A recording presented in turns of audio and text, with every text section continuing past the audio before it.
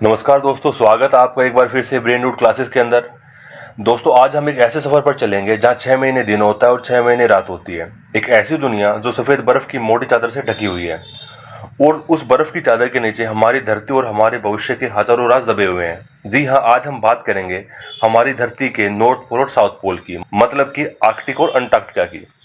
और इन बर्फीले दुर्गम इलाकों के राज खोलने की हम कोशिश करेंगे। इंसान ने एक बहुत ही खास तरह का जहाज बनाया है। आज हम उसी जहाज की कहानी जानेंगे और ये समझेंगे कि क्यों भारत अब पहली बार अपना खुद का स्वदेशी जहाज बना रहा है।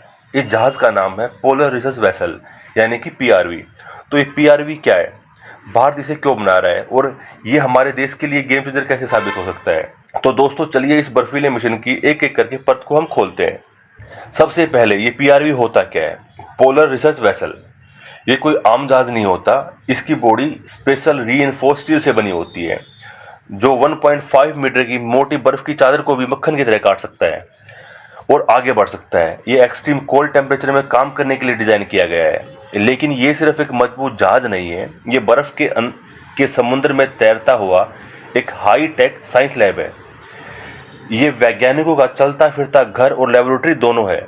इस जहाज पर एडवांस लैब्स होती हैं, पावरफुल सेंसर लगे होते हैं, अंडर वाटर ड्रोन्स और रोबोट होते हैं जिनकी मदद से साइंटिस्ट बर्फ की बदलती हुई मोटाई की स्टडी करते हैं, समुद्र के पानी का सैंपल लेकर क्लाइमेट चेंज का असर देखते हैं, समुद्र की गहराइयों में नए जीव जंतुओं की खोज करते हैं और ये समझने की कोशिश करते हैं कि पोल्स पर हो रहे बदलाव का हम यानी कि भारत के मौसम पर क्या असर पड़ेगा। दोस्तों, अब आते हैं आज की सबसे बड़ी खबर पर। भारत ने अब तक के इतिहास में पहली बार अपना खुद का स्वदेशी पोलर रिसर्च वेसल बनाने का फैसला किया है। ये हमारे लिए एक बहुत बड़े गर्व की बात है, क्योंकि अब तक इन इलाकों में रिसर्च करने के लिए दूसरे देश जैसे कि नॉर्वे, रशिया, साउथ अफ्रीका, इन जैसे कंट्रीज के ऊपर जो है इंडिया डिपेंडेंट रहता था। इन कंट्रीज से इंडिया किराए के ऊपर जहाज लेता था और रिसर्च करता था। लेकिन दोस्तों सोचो, जहाज जो अवेलेबल वो 6 महीने बाद अवेलेबल है और हमें रिसर्च करनी है आज, तो हमें पैसा भी देना पड़ता है और हमें वेट भी करना पड़ता है। लेकिन अब आत्मनिर्भर भारत अभियान के तहत भारत इस निर्भरता को खत्म करने जा रहा है। अपना जहाज मतलब अपनी मर्जी, अपना टाइम और अपना कंट्रोल। तो दोस्तों, इसे बना कौन रहा है। इस एम्बिटियस प्रोजेक्ट को दो पार्टनर्स मिलकर बना रहे हैं।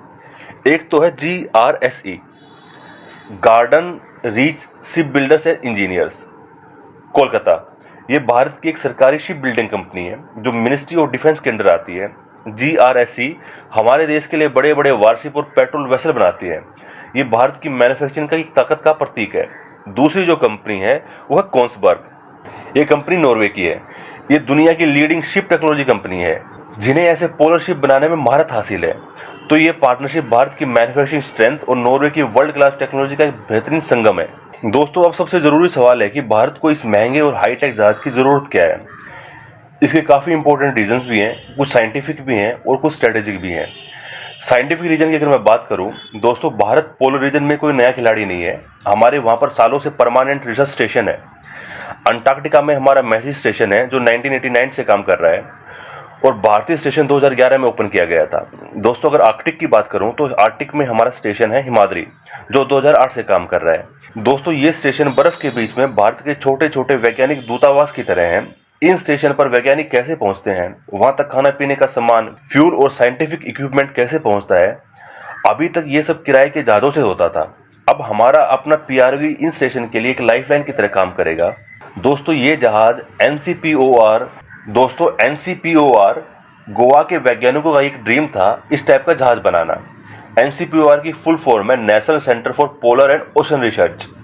ये अब हमारे साइंटिस्टों का एक ड्रीम कम ट्रू की तरह है। अब हमारे साइंटिस्ट साल भर में आर्कटिक और अंटार्कटिका में रिसर्च कर पाएंगे।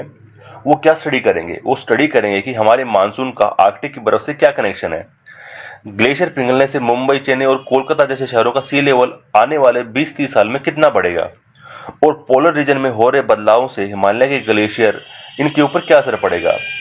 ये डेटा भारत को बाढ़ और सूखे जैसे आपदाओं से लड़ने के लिए बेहतर नीतियां बनाने में मदद करेगा। दोस्तों, हमने साइंटिफिक रीजन को तो देखा, अब थोड़ा डिस्कस करते हैं इसकी स्ट्रेटेजिक और इकोनॉमिक वैल्यूज पर। दोस्तों, जैसे जैसे ग्लोबल वार्मिंग बढ़ती जा रही है, इसकी वजह से पोलर आइस पिघल रही है। ये इलाके एक नए जियोपॉलिटिकल प्लेग्राउंड की तरह उभर रहे हैं। आर्कटिक में नए समुद्री रास्ते खुले जा रहे हैं जो यूरोप और एशिया के बीच की दूरी हजारों किलोमीटर कम कर रहे हैं। वहां पे तेल, गैस और रेयर अर्थ मिनरल्स का एक अकूत भंडार होने का अनुमान है और हर बड़ा देश जैसे कि रशिया, चाइना, अमेरिका वहां अपनी मिलिट्री और इकोनॉमिक मौजूदगी बढ़ा रहा है।